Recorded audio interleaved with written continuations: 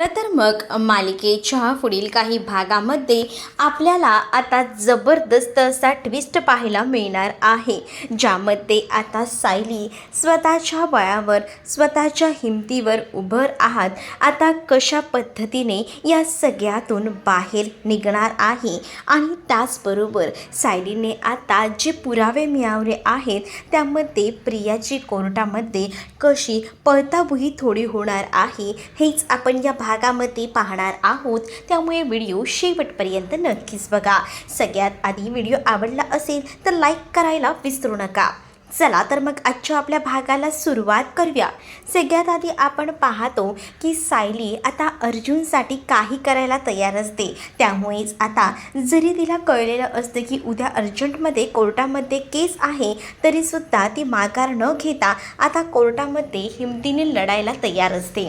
म्हणजेच ती आता बोलत असते की जोपर्यंत हे शुद्धीवर येत नाहीत तोपर्यंत मी कोर्टात काही जाणार नाही आहे। कारण चैतन्य जो आहे तो तिला सांगत असतो की तुझं कोर्टात जाणं गरजेचं आहे, पण डॉक्टरांनी सांगितलेलं असतं की पुढील 24 तास अर्जुनसाठी धोक्याचे आहेत। पण आता चक्क अर्जुन जो आहे तो शुद्धीवर येतोय। अर्जुन जरी शुद्धीवर आला तरी अर्जुनला जे आहे ना ते जागेवरनं हलता येत नाही आहे, कारण त्याचं ऑपरेशन झालं आहे मणक्याचं ऑपरेशन झाल्यामुळे त्याला आता कुठेही स्वतःच्या पायावर उभं राहता सध्या तरी लगेच येणार नाही आहे। सध्या त्याला बेड रेस्ट सांगितला आहे। त्यामुळे जरी तो शुद्धीवर आला तरीसुद्धा सायलीला जी मदत हवी आहे कोर्टामध्ये किंवा बाकी इतर कामांमध्ये ती काही अर्जुनची मिळू शकणार नाही आहे। त्यामुळे आता अर्जुन जो आहे तो शुद्धीवर आलेला असला तरीसुद्धा आता तो फक्त सायलीसोबत बोलत असताना फक्त ते बेड रेस्ट करूनच तो बोलणार आहे। त्यामुळे आता सायलीला फक्त तेवढा जरी अर्जुन शुद्धीवर आला ना तरीसुद्धा बरं असतं। अर्जुन जसा शुद्धीवर येतो तेव्हा सायलीचा आनंद जो आहे तो 7व्या आसमानावर गेलेला असतो,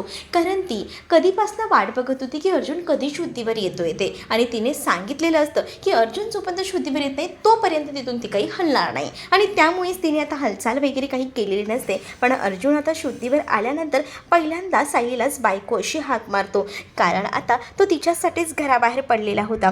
तिने सांगितलेलं होतं की पटकन तू घराबाहेर जा आणि त्या मानसीला शोधून आण, आणि त्याने मानसीला जरी शोधलेलं असलं तरीसुद्धा ना आता त्याच्यासाठी त्याचं जे जगणं होतं ते खूप जास्त मुश्किल झालेलं होतं, कारण ते आता पूर्ण काही बेड रेस्ट होता, त्याचा पूर्ण सगळं काही जाग्यावर होतं। पण त्या सगळ्या सिच्युएशनमध्ये सुद्धा आता अर्जुनला कळलेलं असतं की उद्या कोर्टामध्ये अचानकमध्ये हिअरिंग आहे, आणि मग तेव्हा आपण सायलीच्या बाजूने उभं राहण्यासाठी तयार नाही आहे, कारण शेंडे वकिलांनी अचानकपणे जी कोर्टामध्ये आता केस उभी केलेली असते सगळं प्रियाच्या सांगण्यावरनं असतं, आणि त्यामुळेच ना आता शेंडे वकिलांचं जे आहे ते तर पर्याय नसतो, कारण आता कोर्टामध्ये तर सायलीला उभं राहावंच लागणार असतं, कारण का सायलीवरच तर ती केस चालली आहे ना।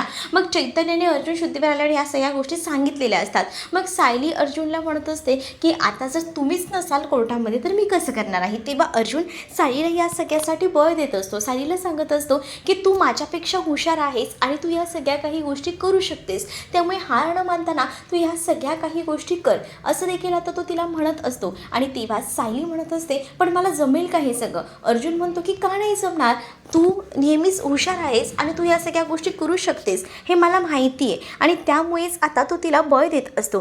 तेव्हा या सगळ्या गोष्टींमध्ये इकडे मात्र आता तो हेही म्हणतो की बघ तुला जर काही गरज लागली तर चैतन्य आहेच मदतीला, आणि काही झालं तरी हे जे मिशन आहे ना ते एकदम हुशारीने आणि व्यवस्थितपणे करायचं आहे, जेणेकरून कोणाला या सगळ्याबद्दल संशय येणार नाही। तेच दुसरीकडे आता सायलीला या मोठ्या मिशनवर जायचं असतं, कारण पुरावे गोळा करायचे असतात, आणि त्याचबरोबर आता ते सगळे पुरावे कोर्टात सादर करायचे असतील एकदम गुप्तपणे हे काम करावं लागणार आहे। पण हे गुप्तपणे काम जर करायचं झालं पण ते कसं, मग आता चैतन्याने अर्जुन आणि सायलीने रात्रभरात प्लॅनिंग तर केलेलं असतं, पण आता या सगळ्यासाठी घरातले सुद्धा तयार व्हायला हवेत ना, कारण सायलीला तर घराच्या बाहेर सुद्धा पळायची परवानगी कल्पना साधी देत नव्हती।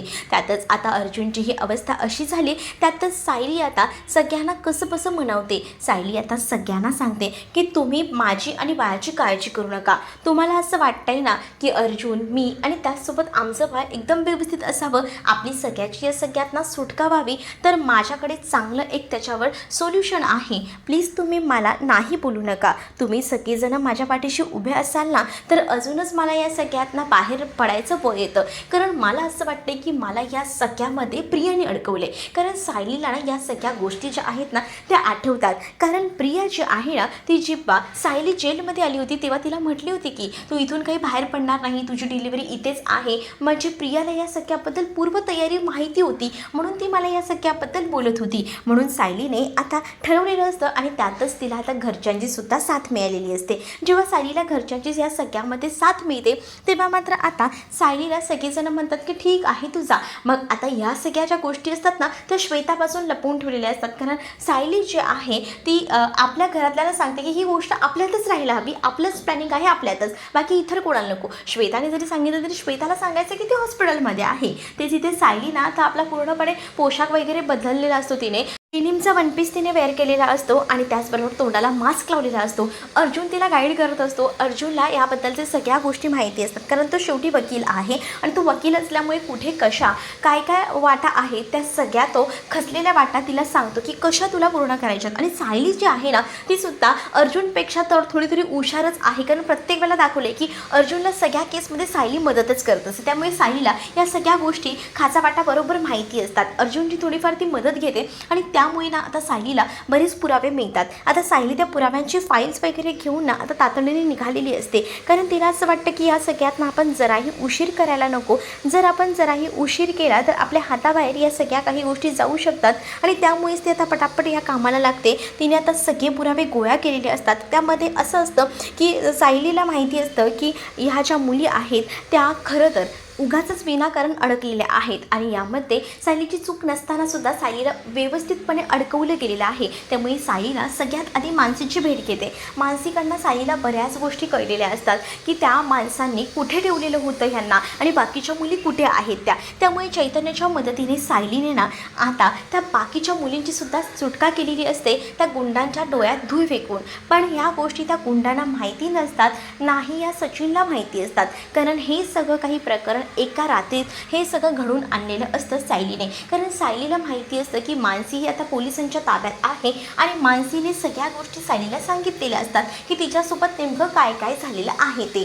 जरी तिच्यावर दबाव असला तरी सुद्धा तिला माहिती की सायली ताई जर आपल्या पाठीशी उभी आहे तर आपल्याला कोणीही काही करू शकत नाही. त्यामुळे आता सायलीला बऱ्याच गोष्टी माहिती पडल्यानंतर सायली थोडासा का होईना आता सगळ्याचा विचार करते. ती एक एक गोष्टी जोडत असते. म्हणजेच काय तर सुरुवातीला झालेली माझी अटक, त्यानंतर आता ह्यांच्यावर झालेला हल्ला, या सगळ्या काही गोष्टी कोणीतरी मुद्दामून ठरवून केलेल्या आहेत.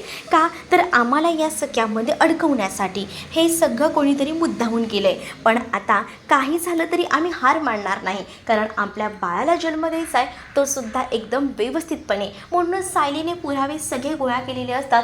सोबत मानसीची सुद्धा साथ असते आणि दुसरीकडे मात्र आता या मुलीसुद्धा तिच्या ताब्यात असतात. आता जरी कोर्टामध्ये जायचं झालं तरी सुद्धा सायली जी आहे ती पूर्ण तत्परतेने जाते. आता कोर्टामध्ये केस लढण्यासाठी सायली स्वतः तयार असते, कारण ती जजना आल्या सरळ सांगते की माझी केस मी स्वतः लढणार आहे, मी सक्षम आहे माझी केस लढण्यासाठी.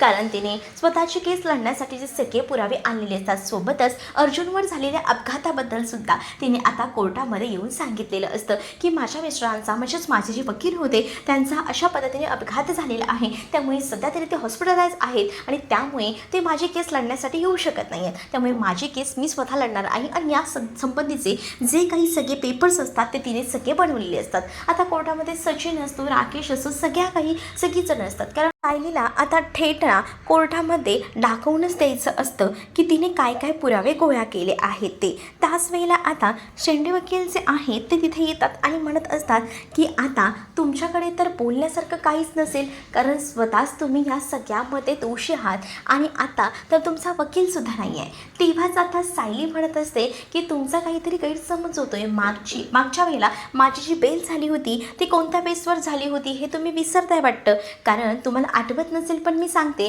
कारण जी सोनल आहे ना ती अल्पवयीन नाही आहे, तिचं वय जे होतं ते कोर्टात सिद्ध झालं होतं. त्याचबरोबर बाकीच्या मुलींचं राहिलात बोलायला गेलात तर बाकीच्या मुलीसुद्धा ज्या आहेत ना त्यांचं स्टेटमेंटसुद्धा आज मी कोर्टासमोर सादर करणार आहे. असं म्हटल्यानंतर तर शेंडे वकील जो आहे तो मात्र घाबरतो, काय बोलावं काहीच कळत नसतं. आणि त्यातच आता इकडे सचिनलाही घाम फुटलेला असतो. सचिन आता विचार करतो की सायली इतक्या कॉन्फिडन्सने कसे काय बोलते, हा विचार त्याच्या मनामध्ये येत असतो. त्याचबरोबर आता मानसी आणि बाकी इतर मुली यांना सुद्धा आता सायलीने कोर्टामध्ये हजर केलेलं असतं. आणि आता जेव्हा या मुलींना कोर्टामध्ये हजर केलेलं असतं ना तेव्हा सचिन त्याचसोबत राकेश या सगळ्यांची ततपप झालेली असते. सोबतच आता सायलीसोबत अश्विन, त्याचसोबत इकडे आता प्रतापही आलेले असतात. कारण सायलीला आता हक्काची माणसं अशी हवी असतात, कारण तिची ही पहिलीच केस असते स्वतःसाठी लढण्याची. आणि त्यामुळेच ना आता तिथे प्रिया जी आहे तिलासुद्धा हजर केलेलं असतं, कारण सायलीचे थेट आरोप ना असतात ते म्हणजे प्रियावर. आणि म्हणूनच तिने आता सांगितलेलं असतं की मला प्रत्येकाची उलट तपासणी घ्यायची आहे आणि त्यासाठी प्रियालासुद्धा तिथे बोलवलेलं असतं. आणि आता जेव्हा कोर्टामध्ये प्रियाला कटघऱ्यामध्येच म्हणजेच विटनेस बॉक्समध्ये उभं राहायला सांगितलं जातं तेव्हा आता प्रियाची पहिल्यांदा सायली उलट तपासणी घ्यायचं ठरवते.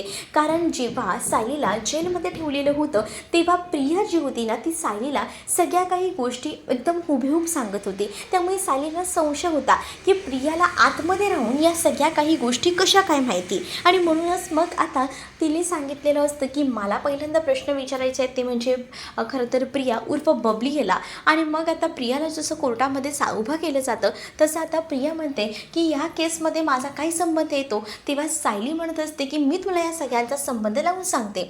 आणि त्यानंतर मात्र आता सायली म्हणत असते की मी जेव्हा जेलमध्ये आले होते तेव्हा तुला कसं कळलं होतं या सगळ्या काही गोष्टी. तेव्हाच ती म्हणते की तिथे चर्चा झाली होती, तुझी एवढी बातमी जी होती ती पूर्ण जगाकडे पसरली होती, त्यावरून मला कळलं काहीसं प्रिया सांगत असते. मग आता तेव्हा ना सायली जी आहे ती तिला उलट उत्तर देत म्हणत असते की मग मला एक गोष्ट सांग, या गोष्टी तर तुला कळल्या मग माझी इथून सुटका होणार नाही, अल्पवयीन मुलींची मी तस्करी केली आहे हे तुला कसं कळलं. तेव्हा मात्र प्रियाची ना बोलती बंद झालेली असते. त्याचबरोबर ना दुसरीकडे मात्र ना आता मानसीला दुसऱ्या फिटनेस बॉक्समध्ये उभं केलेलं असतं आणि मानसीला सुद्धा विचारलं जातं, कारण मानसीने ना खास करून प्रियाचं नाव घेतलेलं असतं, कारण त्या गुंडांकडनं ना मानसीने प्रियाच्या नावाचा उल्लेख ऐकलेला असतो, एकदा नाही तर दोनदा ऐकलेला असतो. आणि त्यामुळेच मानसीने या सगळ्या गोष्टी सायलीच्या कानावर टाकलेल्या होत्या आणि त्यामुळे सायलीचा थेट संशय ना प्रियावर जात होता आणि म्हणूनच प्रियाला विटनेस बॉक्समध्ये उभं केलेलं असतं. दुसरीकडे कल्पना, प्रतिमा यासुद्धा आता सायली केस लढताना बघत असतात की कसं काय होतं आहे ते. पण आता इकडे मात्र आता सायलीने कोर्टामध्ये हे सुद्धा सादर केलेलं असतं की ह्या ज्या मुली आहेत त्या अल्पवयीन नाही आहेत, कारण बाकीच्या ज्या मुली होत्या त्या अल्पवयीन आहेत आणि त्यांची तस्करी केली असे आरोप थेट लावलेले असतात सायलीवर. पण सायलीने आता त्यांच्या जन्माचे दाखले जे काही पुरावे आहेत ते गोळा केलेले असतात आणि ते कोर्टामध्ये सादर केलेले असतात.